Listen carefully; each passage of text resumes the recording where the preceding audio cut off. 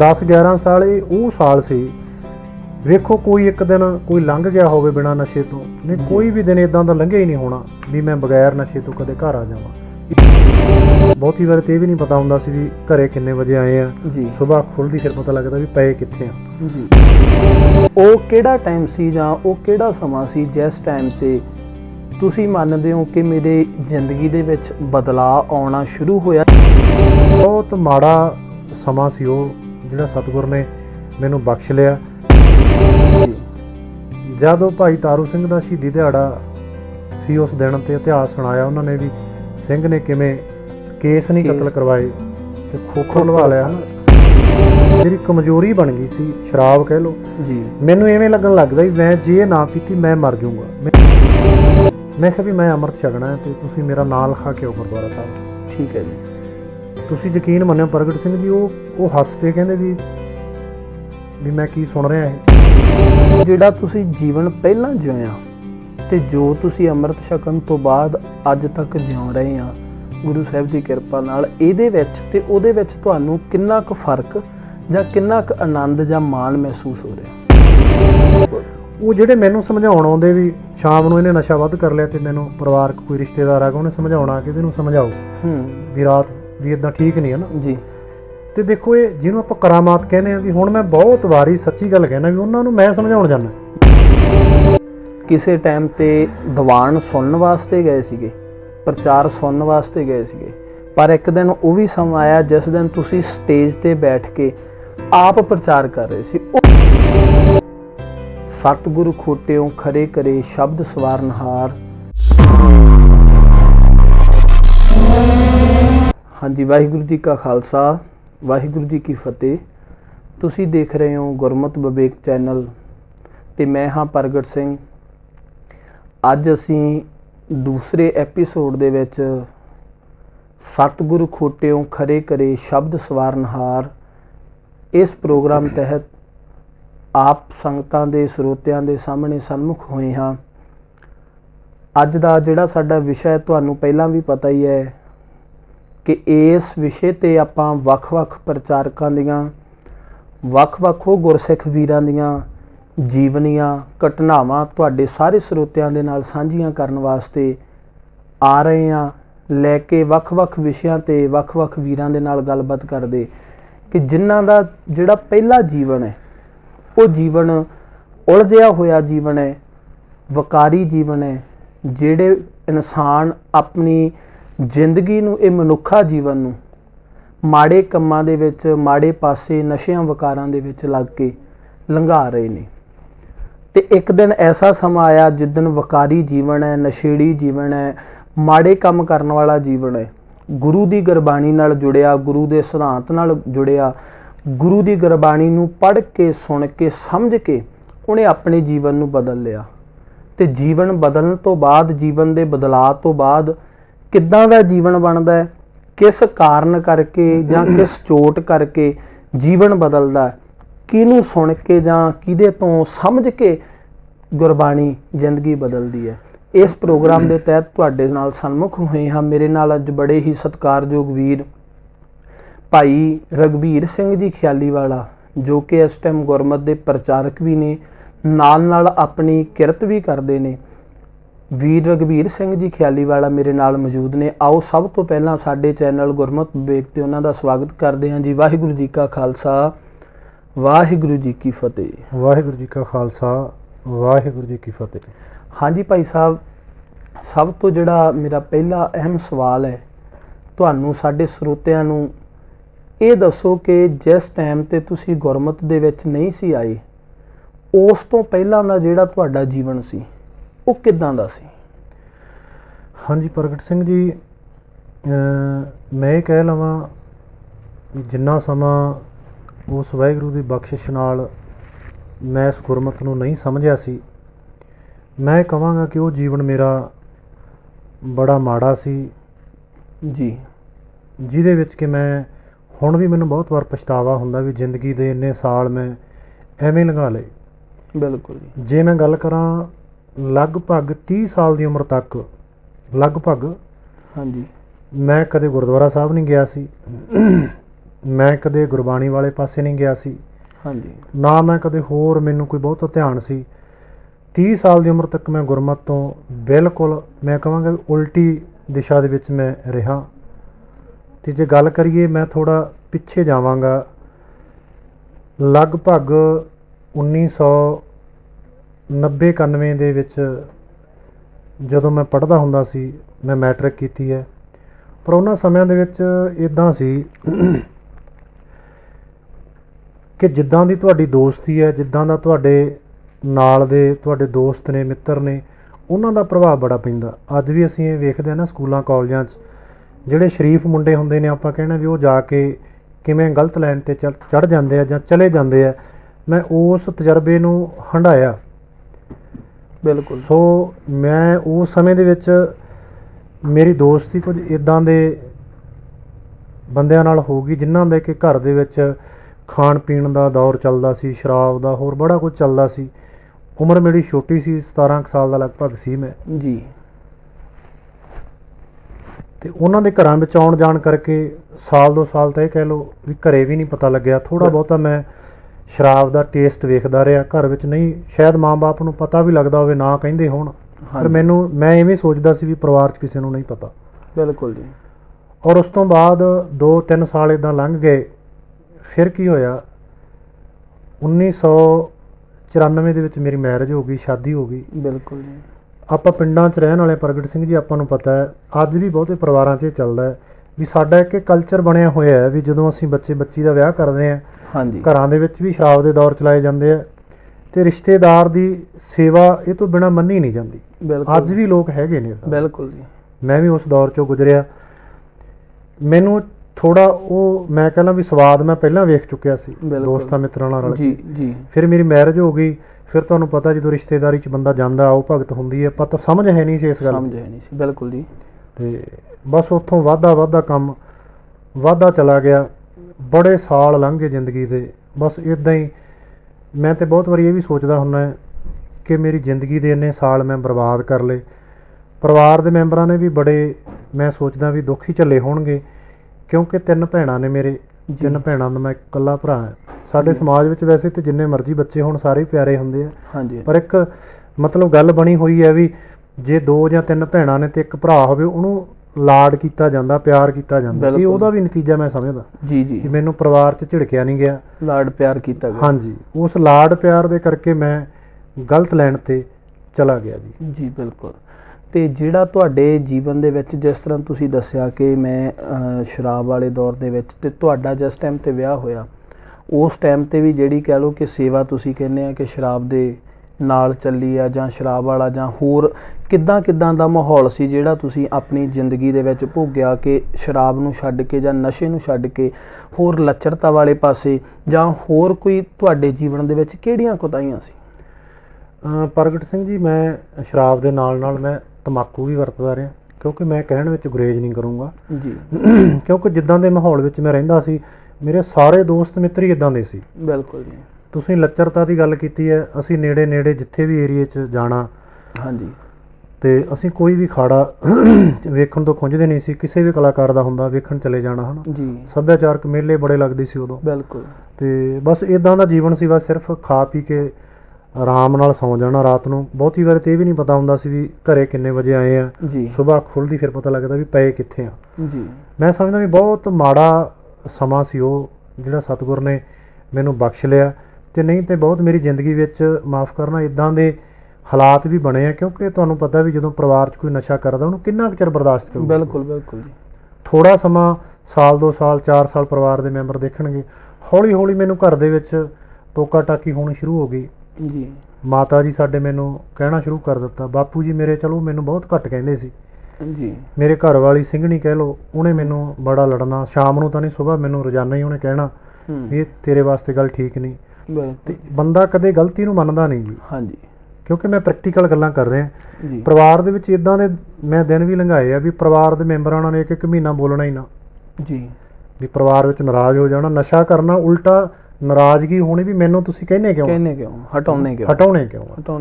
ਤੇ ਆਪਣੇ ਆਪ ਨੂੰ ਸਹੀ ਕਰਨ ਦਾ ਯਤਨ ਕਰਨਾ ਵੀ ਮੈਂ ਸਹੀ ਹਾਂ, ਤੁਸੀਂ ਸਾਰੇ ਗਲਤ ਹੋ। ਤੇ ਉਦੋਂ ਲੱਗਣਾ ਵੀ ਇਦਾਂ ਵੀ ਆਹ ਮੌਜ ਬਹਾਰਾਂ ਜਿਹੜਾ ਯਾਰਾਂ ਦੋਸਤਾਂ 'ਚ ਬਹਿਣਾ ਜ਼ਿੰਦਗੀ ਹੈ, ਕੋਈ ਗੱਲ ਨਹੀਂ, ਬਹੁਤ ਸਮਾਂ ਪਿਆ, ਛੱਡ ਦੇਵਾਂਗੇ, ਛਕ ਲਾਂਗੇ ਅੰਮ੍ਰਿਤ, ਇਦਾਂ ਗੱਲਾਂ ਜਿਵੇਂ ਸਮਾਜ ਚੱਲਦੀਆਂ, ਕੋਈ ਗੱਲ ਨਹੀਂ, ਕੋਈ ਬਾਹਲੀ ਵਧੀਆ ਗੱਲ ਨਹੀਂ, ਅਜੇ ਉਮਰ ਹੈ ਹਨਾ, ਖਾਣ ਪੀਣ ਦੀ ਉਮਰ ਹੈ, ਜਿਹੜੀ ਕਿ ਸਾਡੇ ਸਮਾਜ ਵਿੱਚ ਅੱਜ ਵੀ ਅਸੀਂ ਆਪਣੇ ਬੱਚਿਆਂ ਨੂੰ, ਬਹੁਤੇ ਪਰਿਵਾਰਾਂ ਵਿੱਚ ਇਹ ਗੱਲ ਸੁਣਨ ਨੂੰ ਮਿਲਦੀ ਹੈ ਵੀ ਅਜੇ ਬੱਚਿਆਂ ਦੀ ਖਾਣ ਪੀਣ ਦੀ ਉਮਰ ਹੈ। ਬਿਲਕੁਲ ਜੀ। ਮੈਂ ਸਮਝਦਾ ਵੀ ਜਿਹੜੀ ਖਾਣ ਪੀਣ ਦੀ ਉਮਰ ਜਿਹਨੂੰ ਅਸੀਂ ਕਹਿੰਦੇ ਆ ਨਾ, ਅਸਲ ਵਿੱਚ ਉਹ ਗੁਰੂ ਦੇ ਲੇਖੇ ਲੱਗਣ ਦੀ ਉਮਰ ਸੀ, ਜਿਹੜੀ ਕਿ ਖਾਣ ਪੀਣ ਵਾਸਤੇ ਅਸੀਂ ਸਮਝ ਲਈ। ਤੁਸੀਂ ਆਪਣੀ ਜ਼ਿੰਦਗੀ ਦੇ ਕਿੰਨੇ ਸਾਲ ਆ ਜਿਹੜੇ ਜਿਨ੍ਹਾਂ ਨੂੰ ਤੁਸੀਂ ਮੰਨਦੇ ਹੋ ਕਿ ਇੰਨੇ ਸਾਲ ਮੈਂ ਆਪਣੀ ਜ਼ਿੰਦਗੀ ਦੇ ਇੱਕ ਬਰਬਾਦ ਜਾਂ ਕਹਿ ਲਓ ਕਿ ਮਾੜੇ ਪਾਸੇ ਚੱਲ ਕੇ ਲੰਘਾ ਚੁੱਕੇ ਹਾਂ? ਪ੍ਰਗਟ ਸਿੰਘ ਜੀ, ਜੇ ਅਸੀਂ ਗੱਲ ਕਰੀਏ, ਮੈਂ ਤੁਹਾਡੇ ਨਾਲ 94 ਤੋਂ ਸ਼ੁਰੂ ਕਰ ਲਓ, ਚਲੋ ਜੀ, ਵੈਸੇ ਤੇ ਪਿੱਛੇ ਤੋਂ ਚੱਲ ਮੋਟਾ ਜੇ 94 ਤੋਂ ਸ਼ੁਰੂ ਕਰਕੇ ਲਗਭਗ 2005 ਤੱਕ ਕਿੰਨੇ ਸਾਲ ਬਣਦੇ ਸੀ? 10-11 ਸਾਲ ਬਣਦੇ। 10-11 ਸਾਲ ਇਹ ਉਹ ਸਾਲ ਸੀ, ਵੇਖੋ ਕੋਈ ਇੱਕ ਦਿਨ ਕੋਈ ਲੰਘ ਗਿਆ ਹੋਵੇ ਬਿਨਾਂ ਨਸ਼ੇ ਤੋਂ, ਨਹੀਂ ਕੋਈ ਵੀ ਦਿਨ ਇਦਾਂ ਦਾ ਲੰਘਿਆ ਹੀ ਨਹੀਂ ਹੋਣਾ ਵੀ ਮੈਂ ਬਗੈਰ ਨਸ਼ੇ ਤੋਂ ਕਦੇ ਘਰ ਆ ਜਾਵਾਂ। ਇੱਥੋਂ ਤੱਕ ਕਿ ਹਸਪਤਾਲਾਂ 'ਚ ਲੋਕ ਮਰੀਜ਼ਾਂ ਕੋਲੇ ਰਹਿੰਦੇ, ਮੈਨੂੰ ਵੀ ਜਾਣ ਦਾ ਮੌਕਾ ਮਿਲਦਾ ਸੀ, ਕੋਈ ਪਰਿਵਾਰਕ ਮੈਂਬਰ ਬਿਮਾਰ ਹੋ ਗਿਆ ਜੀ, ਕੋਈ ਹੋਰ ਇਦਾਂ ਦੇ, ਮੈਂ ਉੱਥੇ ਵੀ ਚੋਰੀਆਂ, ਮੈਨੂੰ ਲੱਗਣਾ ਵੀ ਮੇਰੀ ਕਮਜ਼ੋਰੀ ਬਣ ਗਈ ਸੀ, ਸ਼ਰਾਬ ਕਹਿ ਲਓ ਜੀ, ਮੈਨੂੰ ਐਵੇਂ ਲੱਗਣ ਲੱਗ ਪਿਆ ਵੀ ਮੈਂ ਜੇ ਨਾ ਪੀਤੀ ਮੈਂ ਮਰ ਜਾਊਂਗਾ, ਮੈਨੂੰ ਨੀਂਦ ਨਹੀਂ ਆਉਣੀ, ਪਤਾ ਨਹੀਂ ਕੀ ਹੋ ਜਾਣਾ, ਦੁਨੀਆ 'ਚ ਚੰਗਾ ਨਹੀਂ ਲੱਗਦਾ ਕੁਝ। ਬਿਲਕੁਲ। ਮੈਂ ਉਹ ਆਪਣੀ ਆਦਤ ਪੂਰੀ ਕਰਨੀ, ਜੋ ਮਰਜ਼ੀ ਕਰਨਾ ਪੈਂਦਾ ਮੈਨੂੰ। ਬਿਲਕੁਲ। ਸੋ 11 ਸਾਲ ਜ਼ਿੰਦਗੀ ਦੇ ਮੈਂ ਐਵੇਂ ਲੰਘਾਏ ਆ। 11 ਸਾਲਾਂ ਦੇ ਵਿੱਚ ਪਤਾ ਨਹੀਂ ਕਿੰਨਾ ਪੈਸਾ ਬਰਬਾਦ ਕਰ ਦਿੱਤਾ, ਤੇ ਜਿਹੜੇ ਮਾਂ-ਬਾਪ ਦੇ ਅਰਮਾਨ ਉਹ ਤੋੜੇ, ਉਹ ਵੱਖ ਹਨਾ। ਮੈਂ ਸੋਚਦਾ ਵੀ ਪਰਿਵਾਰ ਦੇ ਵਿੱਚ ਤੁਹਾਡੀ ਜੀਵਨ ਸਾਥਣ, ਕਿਉਂਕਿ ਹਰ ਪਤੀ ਪਤਨੀ ਦੇ ਸੁਪਨੇ ਹੁੰਦੇ ਨੇ, ਪਤਨੀ ਦੇ ਵੀ ਆਪਣੇ ਸੁਪਨੇ ਹੁੰਦੇ ਆ ਵੀ ਪਰਿਵਾਰ ਦੇ ਵਿੱਚ ਮੈਂ ਇਦਾਂ ਰਹਿਣਾ। ਪਰ ਮੈਂ ਇਹ ਗੱਲ ਬਹੁਤ ਵਾਰੀ ਮਹਿਸੂਸ ਵੀ ਕਰਦਾ, ਅੱਜ ਵੀ ਮਹਿਸੂਸ ਕਰਦਾ ਵੀ ਮੇਰੇ ਘਰ ਵਾਲੀ, ਮੇਰੀ ਪਤਨੀ, ਮੇਰੀ ਸਿੰਘਣੀ, ਉਹਦਾ ਮੈਨੂੰ ਬਹੁਤ ਵੱਡਾ ਰੋਲ ਹੈ। ਭਾਵੇਂ ਮੈਨੂੰ ਰੋਕਦੀ ਵੀ ਸੀ ਇਸ ਕੰਮ ਤੋਂ, ਮੈਂ ਨਾਰਾਜ਼ ਵੀ ਉਹਦੇ ਨਾਲ ਹੁੰਦਾ ਸੀ, ਪਰ ਉਹਨੇ ਬੜੇ ਸਬਰ ਦੇ ਨਾਲ, ਬੜੇ ਠੰਮੇ ਦੇ ਨਾਲ ਉਸ ਕੰਮ ਨੂੰ ਹੈਂਡਲ ਕੀਤਾ, ਵੀ ਉਸ ਹਾਲਾਤਾਂ ਵਿੱਚ ਜਾਣ ਨਹੀਂ ਦਿੱਤਾ ਜਿੱਥੋਂ ਕਿ ਬੰਦੇ ਵਾਪਸ ਨਹੀਂ ਮੁੜਦੇ। ਇਹ ਘਰਾਂ ਦੇ ਹਾਲਾਤ ਨੇ ਹਨਾ। ਤੇ ਹੁਣ ਮੈਂ ਇਸ ਗੱਲ ਵਿੱਚ ਹੱਸਣ ਵਾਲੀ ਗੱਲ ਵੀ ਹੈ, ਹੁਣ ਕਈ ਵਾਰੀ ਪਰਿਵਾਰ ਦੇ ਵਿੱਚ ਨਾਰਾਜ਼ਗੀ ਹੁਣ ਵੀ ਹੋ ਜਾਂਦੀ ਹੈ, ਤੇ ਹੁਣ ਮੈਂ ਸੋਚਦਾ ਵੀ ਹੁਣ ਆਪਾਂ ਨਾ ਬੋਲੀਏ, ਆਪਾਂ ਬਹੁਤ ਸਾਲ ਇਹਨਾਂ ਦੇ ਖਰਾਬ ਕਰ ਦਿੱਤੇ, ਤੇ ਆਪਾਂ ਵੀ ਬਹੁਤ ਵੱਡੀਆਂ ਗਲਤੀਆਂ ਕੀਤੀਆਂ, ਆਪਾਂ ਬੜਾ ਦੁੱਖ ਦਿੱਤਾ। ਚੱਲ ਜੀ, ਹੁਣ ਆਪਾਂ ਨੂੰ ਪਰਿਵਾਰਕ ਮੈਂਬਰ ਕੁਝ ਕਹਿੰਦੇ ਆ ਤੇ ਆਪਾਂ ਇਹ ਸੋਚ ਕੇ ਚੁੱਪ ਕਰ ਜਾਂਦੇ ਵੀ ਚੱਲ ਕੋਈ ਗੱਲ ਨਹੀਂ, ਹੁਣ ਇਹਨਾਂ ਦੀ ਵਾਰੀ ਹੈ। ਉਹ ਕਿਹੜਾ ਟਾਈਮ ਸੀ ਜਾਂ ਉਹ ਕਿਹੜਾ ਸਮਾਂ ਸੀ ਜਿਸ ਟਾਈਮ ਤੇ ਤੁਸੀਂ ਮੰਨਦੇ ਹੋ ਕਿ ਮੇਰੇ ਜ਼ਿੰਦਗੀ ਦੇ ਵਿੱਚ ਬਦਲਾਅ ਆਉਣਾ ਸ਼ੁਰੂ ਹੋਇਆ, ਜਾਂ ਸੋਚਿਆ, ਜਾਂ ਕੋਈ ਠੋਕਰ ਵੱਜੀ? ਉਹ ਕਿਹੜੇ ਟਾਈਮ ਤੇ ਠੋਕਰ ਵੱਜਦੀ ਹੈ ਜਿੱਥੋਂ ਤੁਸੀਂ ਆਪਣੀ ਜ਼ਿੰਦਗੀ ਦਾ ਯੂ ਟਰਨ ਲੈ ਲੈਂਦੇ ਹੋ? ਇਹ ਪ੍ਰਗਟ ਸਿੰਘ ਜੀ ਲਗਭਗ ਮੈਂ ਕਹਿ ਸਕਦਾ ਵੀ 2002 ਦੀਆਂ ਗੱਲਾਂ ਹੋਣਗੀਆਂ, ਜਦੋਂ ਕਿ ਪੰਜਾਬ ਦੀ ਧਰਤੀ ਤੇ ਖਾਸ ਕਰਕੇ ਮਾਲਵੇ ਵਿੱਚ ਸਿੱਖੀ ਦਾ ਪ੍ਰਚਾਰ ਬੜੇ ਜ਼ੋਰ ਸ਼ੋਰ ਨਾਲ ਚੱਲ ਰਿਹਾ ਸੀ, ਜਿਹਦੇ 'ਚ ਕਿ ਵੱਖ-ਵੱਖ ਪ੍ਰਚਾਰਕ, ਮੈਂ ਉਹਨਾਂ ਸਮੇਂ 'ਚ ਕੁਝ ਪ੍ਰਚਾਰਕਾਂ ਦੇ ਤੁਹਾਨੂੰ ਨਾਮ ਵੀ ਗਿਣਾ ਦੇਣਾ, ਜਿਵੇਂ ਪਹਿਲਾਂ ਭਾਈ ਪੰਤਪ੍ਰੀਤ ਸਿੰਘ ਜੀ, ਬਾਬਾ ਬੂਟਾ ਸਿੰਘ ਜੀ ਗੁਰਥੜੀ ਵਾਲੇ, ਉਹ ਵੀ ਪ੍ਰਚਾਰ ਕਰਦੇ ਰਹੇ ਆ, ਦਲੇਰ ਸਿੰਘ ਖੇੜੀ ਵਾਲੇ, ਭਾਈ ਰਣਜੀਤ ਸਿੰਘ ਢੱਡਰੀਆਂ ਵਾਲੇ, ਤੇ ਇਹ ਪ੍ਰਚਾਰਕਾਂ ਦਾ ਉਹ ਸਾਡੇ ਏਰੀਆ 'ਚ ਕਾਫੀ ਬੋਲਬਾਲਾ ਸੀ, ਕਿਤੇ ਨਾ ਕਿਤੇ ਇਹਨਾਂ ਦੇ ਸਮਾਗਮ ਹੁੰਦੇ ਰਹਿੰਦੇ ਸੀ। ਪਰ ਮੇਰਾ ਕੋਈ ਵਾਹ ਵਾਸਤਾ ਨਹੀਂ ਸੀ, ਕਿਉਂਕਿ ਦੀਵਾਨ ਰਾਤ ਨੂੰ ਲੱਗਦੇ ਆ, ਸਮਾਗਮ ਰਾਤ ਨੂੰ ਹੁੰਦੇ ਸੀ, ਤੇ ਆਪਾਂ ਸ਼ਾਮ ਨੂੰ ਜਾਣ ਵਾਲੇ ਹੁੰਦੇ ਨਹੀਂ, ਸਿੱਧੀ ਜੀ ਗੱਲ ਹੈ, ਕਿਉਂਕਿ ਸ਼ਾਮ ਨੂੰ ਜਾਈਏ ਤੇ ਤਾਂ ਹੀ ਹਨਾ। ਤੇ ਇੱਕ ਵਾਰੀ ਕੁਦਰਤੀ ਸਬੱਬ ਬਣ ਗਿਆ, ਸਾਡੇ ਨਾ ਘਰਾਂ ਦੇ ਨੇੜੇ ਮਿਸਤਰੀ ਸਿੰਘਾਂ ਦੇ ਘਰ ਨੇ, ਉਹ ਲਗਭਗ ਸਾਰੇ ਅੰਮ੍ਰਿਤਧਾਰੀ ਸੀ ਜਿੰਨੇ ਵੀ ਭਰਾ ਸੀ। ਉਹ ਸਤਿਕਾਰਯੋਗ ਬੰਤ ਸਿੰਘ ਸੀ, ਉਹ ਬਾਬਾ ਜੀ ਲੱਗਦੇ ਸੀ ਮੇਰੇ। ਉਹਨੇ ਮੈਨੂੰ ਵੇਖਣਾ ਜਦੋਂ, ਕਿਉਂਕਿ ਜਿਵੇਂ ਅੱਜ ਸਾਡੀ ਭਾਵਨਾ ਵੀ ਕੋਈ ਨੌਜਵਾਨ ਨਸ਼ਾ ਨਾ ਕਰੇ, ਉਹਨੂੰ ਸਮਝਾਇਆ ਜਾਵੇ, ਤੇ ਉਹਨੇ ਮੈਨੂੰ ਇੱਕ ਦਿਨ ਕਿਹਾ ਵੀ ਆਪਣੇ ਨਾਲ ਪਿੰਡ ਆ, ਜੋਗਾਨੰਦ ਪਿੰਡ ਹੈ ਬਠਿੰਡੇ ਦੇ ਨਾਲ, ਵੀ ਉੱਥੇ ਦੀਵਾਨ ਸੀ ਭਾਈ ਪੰਤਪ੍ਰੀਤ ਸਿੰਘ ਜੀ ਦੇ, ਤੇ ਵੀ ਚੱਲ ਤੈਨੂੰ ਲੈ ਕੇ ਚੱਲਣਾ। 3 ਦਿਨ ਦੇ ਦੀਵਾਨ ਹਰ ਪਿੰਡ ਵਿੱਚ ਉਦੋਂ ਹੁੰਦੇ ਸੀ, ਟਰਾਲੀਆਂ ਤੇ ਸੰਗਤ ਜਾਂਦੀ। ਮੈਨੂੰ ਕਹਿੰਦੇ ਵੀ ਤੈਨੂੰ ਲੈ ਕੇ ਚੱਲਣਾ।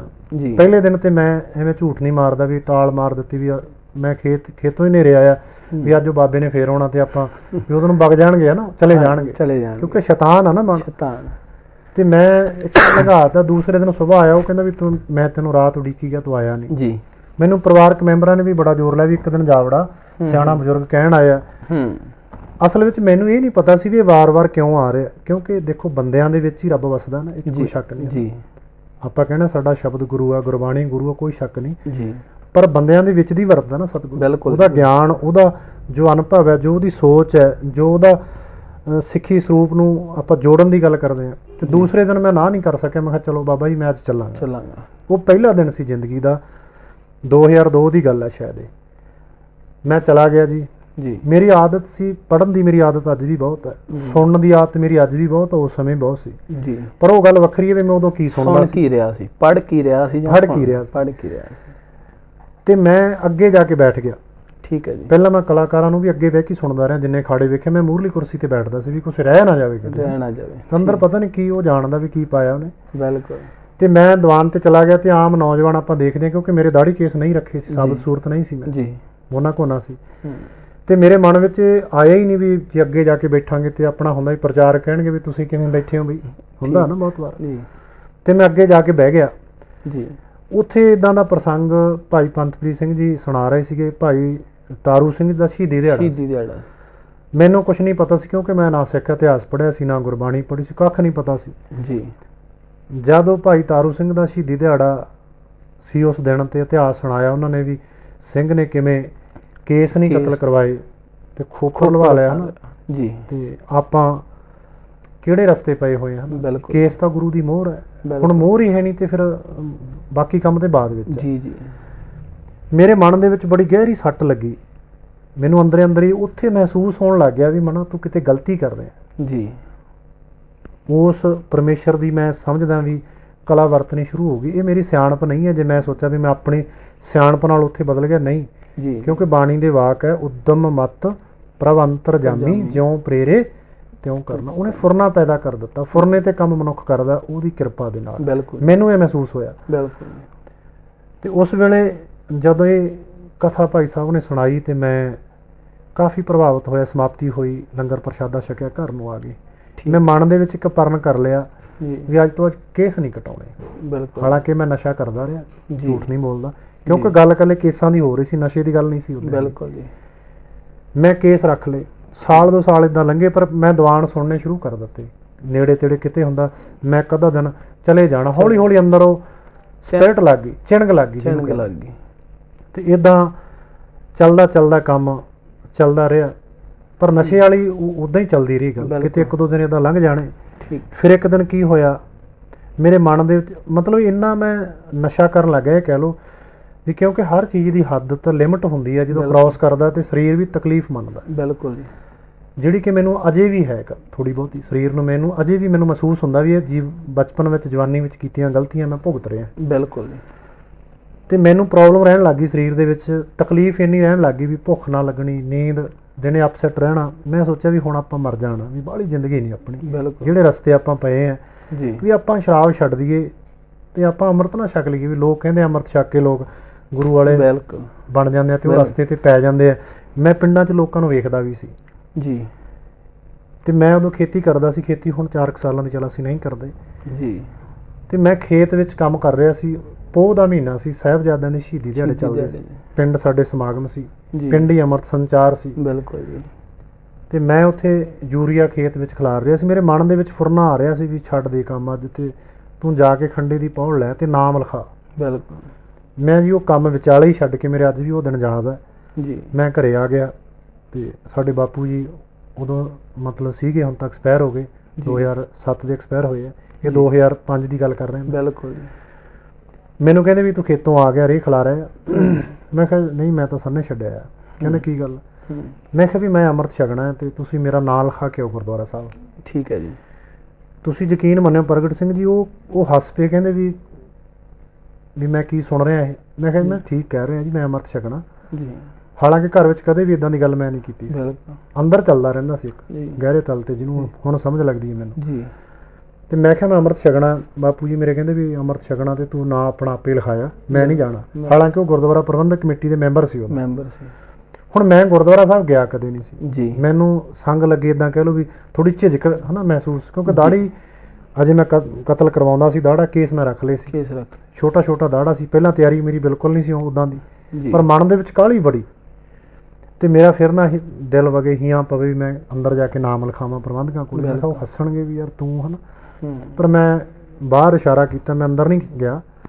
ਬਾਹਰੋਂ ਇਸ਼ਾਰਾ ਕਰਕੇ ਮੈਂ ਬੁਲਾਇਆ ਤੇ ਉਹ ਮੇਰੇ ਕੋਲੇ ਆਇਆ, ਜੋ ਦੀਵਾਨ ਕਰਾਉਂਦੇ ਸੀ ਜਿਵੇਂ ਆਪਾਂ ਕਰਵਾਉਣੇ ਸਮਾਗਮ ਜੀ। ਉਹ ਮੈਨੂੰ ਕਹਿੰਦੇ ਜੀ ਦੱਸੋ। ਮੈਂ ਕਿਹਾ ਜੀ ਮੈਂ ਅੰਮ੍ਰਿਤ ਛਕਣਾ।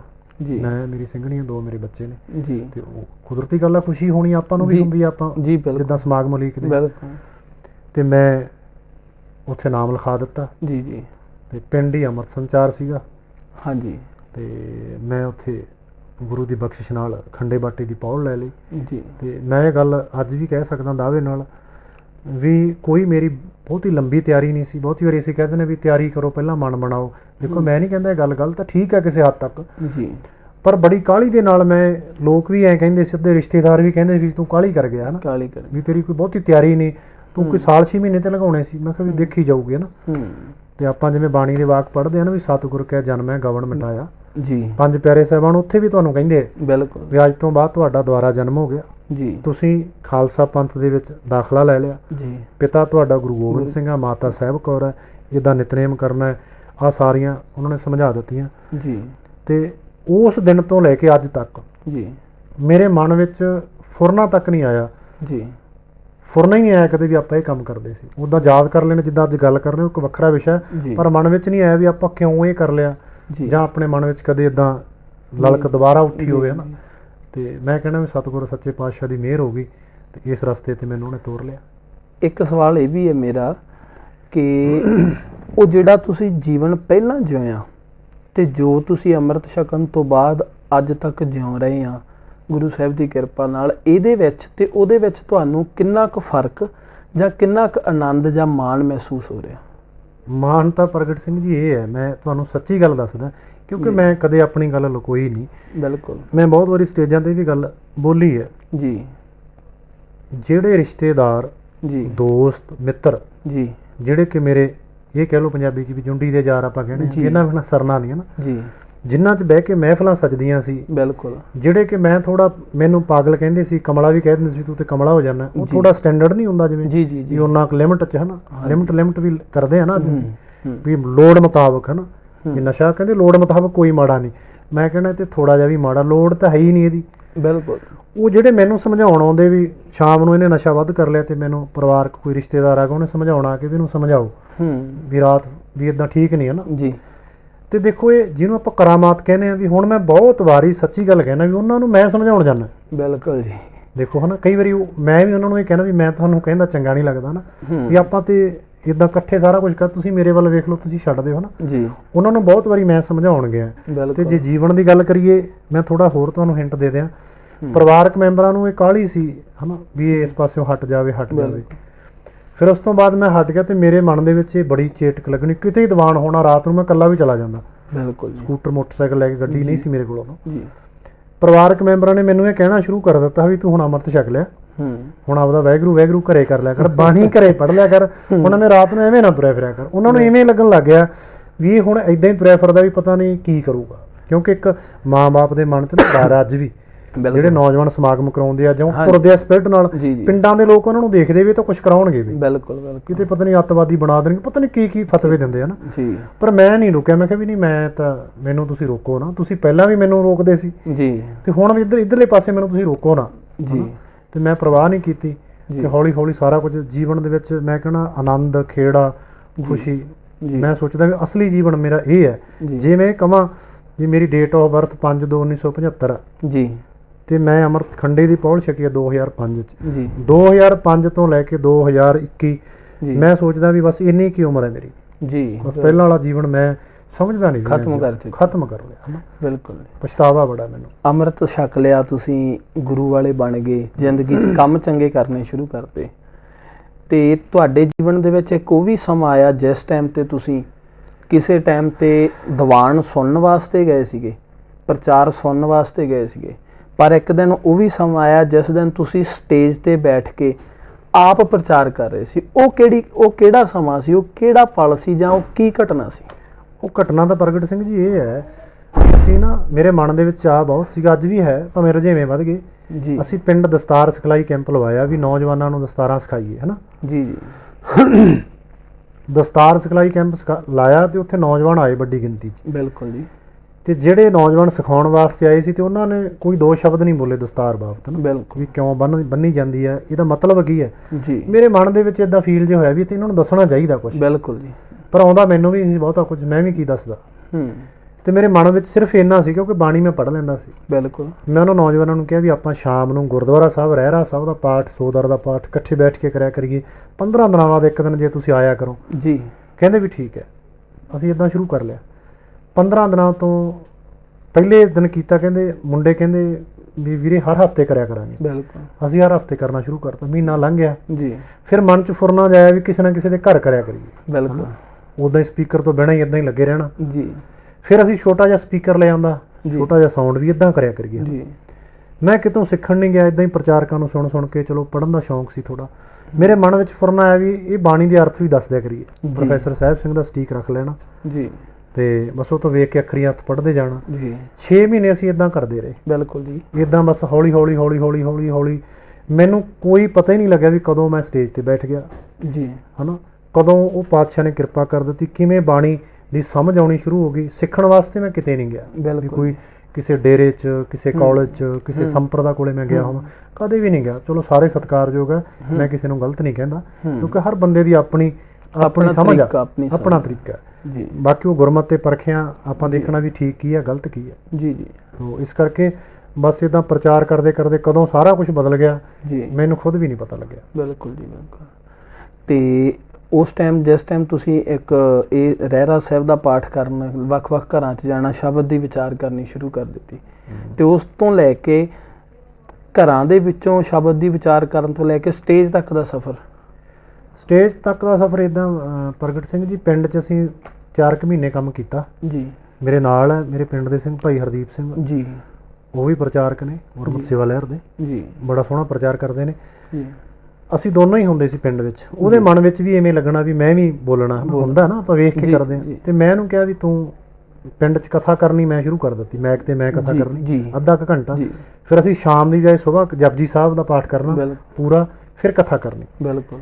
ਉਹ ਕਹਿੰਦਾ ਵੀ ਮੈਨੂੰ ਵੀ ਸਿਖਾਓ। ਮੈਂ ਕਿਹਾ ਵੀ ਸਿਖਾਉਣ ਵਾਲਾ ਤਾਂ ਕੰਮ ਨਹੀਂ, ਆਪੇ ਹੀ ਸਿੱਖਣਾ ਪੈਂਦਾ, ਸਿਖਾਇਆ ਨਹੀਂ ਜਾ ਸਕਦਾ, ਦੱਸਿਆ ਜਾ ਸਕਦਾ, ਸਿੱਖਣਾ ਤੇ ਖੁਦ ਹੀ ਹੈ। ਚਲੋ ਉਹਨੇ ਹੌਸਲਾ ਜਿਹਾ ਕਰਕੇ ਉਹ ਕਹਿੰਦਾ ਪਿੰਡ ਮੈਂ ਕਥਾ ਕਰੂੰਗਾ ਤੇ ਤੁਸੀਂ ਅੱਜ ਆਇਓ ਨਾ। ਬਿਲਕੁਲ। ਉਹਨੇ ਪਿੰਡ ਪ੍ਰੋਗਰਾਮ ਕੀਤਾ, ਉਹਨੂੰ ਵਧੀਆ ਲੱਗਿਆ, ਸੰਗਤ ਨੂੰ ਵੀ ਲੱਗਿਆ ਹਾਂ ਵੀ ਠੀਕ ਹੈ ਮਨ 'ਚ, ਕਿਉਂਕਿ ਗੱਲ ਤੇ ਭਾਵਨਾ ਤੇ ਹੈ ਨਾ। ਬਿਲਕੁਲ।